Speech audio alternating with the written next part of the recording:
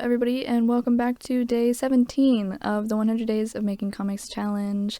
Today, I'm going to be continuing my discussion of good comic cover art that I think I talked about in day 15, I believe. So, in day 15, I talked about choosing a story title and choosing exactly what is going to be in your what your cover art is going to be of. And I talked about the elements of cover art that showcase genre and plot, sort of, and especially characters. It's definitely a universal truth that humans are more intrigued by the presence of other humans than they are of inanimate objects. And so, though cover art that is solely of an inanimate object wouldn't necessarily mean it's bad, composition-wise and like color-wise and stuff, it would be a poor choice if you wanted to draw in readers, because no one knows what your art style really looks like, and because they can, at least for me, I get a really good sense of what an art style looks like by looking at how people draw other people, and for me it's hard to figure that out if it's just an object. And also because it's people look at a face on a cover art and go, that looks like a face I could stand to look at for the foreseeable future as I'm reading this comic. So having a character, at least one, is very important. And when I was doing my my initial cover art thumbnails, I really liked the idea of this kind of minimalist version of my already relatively minimalist ghost design, poltergeist design, in my comic, but it wasn't capturing what my comic actually would look like, and that's also important. I might title this like part 2 of cover art, but I'm just going to be talking about how I got to the design that I did, and dish out some sage advice from my trial and error of doing this, if it so occurs to me. But this isn't going to be such a teachy video as day 15 was, because I don't actually have talking points. So anyways, as I was saying, I started with thumbnails that, were it not me drawing them, who knows what the comic pages are gonna look like, it would be good. Divorced from any associated comic pages, it's by all means pretty solid, but it doesn't capture what the actual comic will look like, nor does it really showcase any of my characters' faces. Technically there's a face because it's a poltergeist, but it's a very inhuman face, a very deconstructed face, very minimalist, and so it is not exactly, it is almost what I want.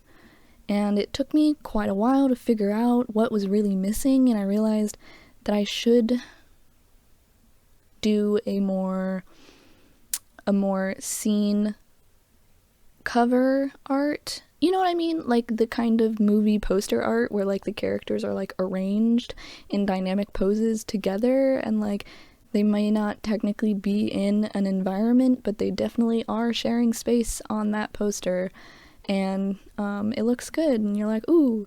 So I decided that I would do the same thing with my cover art and keep the idea of the poltergeist and her hair being like up in the air and like swooshy, and then her being a solid color except for maybe like some dramatic lines around her, although I think I got rid of those actually in the final sketch. But from the very first like gesture drawing, I was like, oh hell yeah, this is the cover. And beyond this video and day 15, you actually you don't see any of my first 20 to 30 small thumbnail sketches of possible cover art for it, and I never felt like one was the one. I usually pick composition things when it comes to illustration by instinct. I think about it, obviously, but I find that if I think about it and it doesn't feel right, then it won't be right. If I don't feel like it's right, I can't make it look like how it does in my head, even if it is solid. I'm like, that doesn't feel right, and so as I'm thinking about how it doesn't feel right as I'm drawing it, and so obviously I'm not going to make it look right. So when I did the little skeleton sketch of this, I was like, yes, this is it. This is the cover art. And obviously when I'm composing, this is a little tidbit of info for you. Think about your title, the actual lettering of your title, and like the font, the size, where it's going to be on the page, how it's going to be arranged on the page from the very beginning. It's not impossibly hard to take an already sketched cover art and like pushed around and stuff to make text fit, but it is significantly easier to accomplish a nice composition from the get-go if you are taking into account the fact that your title has to go somewhere. And so even in day 15, I was writing the title of the story. It's called The Forgotten Ones. If you hadn't watched day 15, where I not dramatically revealed that, because I realized that I overlooked the fact that I never mentioned what my story title was. But even then, from the very first thumbnail that I did, I wrote in the title and stuff, and I was very much aware. I started out in grayscale and then went into colors, and that's really important because especially if you're going to be publishing your comic on like Webtoons or Tapas, people are going to be scrolling through a wall of cover art. And so not only does your cover art need its colors to be eye-catching, but it needs the values of those colors to be contrasted enough that they can distinguish what the cover art is when it's such a small image, because it's not gonna be taking up the whole page. It's gonna be basically like if you were to create a thumbnail for a YouTube video and considering if people can read the text on your thumbnail from such a small scale, because obviously they're not going to be looking at it big. They're going to be looking at it in the scale that YouTube presents it, which is very, very tiny. So it's the same kind of concept. Your letters need to be big. They need to stand out from your art, because it's just visually confusing if you're like reading a title and then like a word blends into the background art, and the background art has like lines, and so your brain can't figure out which line exactly is part of the title very quickly or easily, and so you're like, gotta kind of read this. Also, font needs to be very legible. If I come across a comic whose title I cannot read without squinting and thinking very, very hard because it's like a really strange font, that's instantly a turn off for me. I gotta really consider if the art intrigues me enough to go into this story when I can barely read what the title is.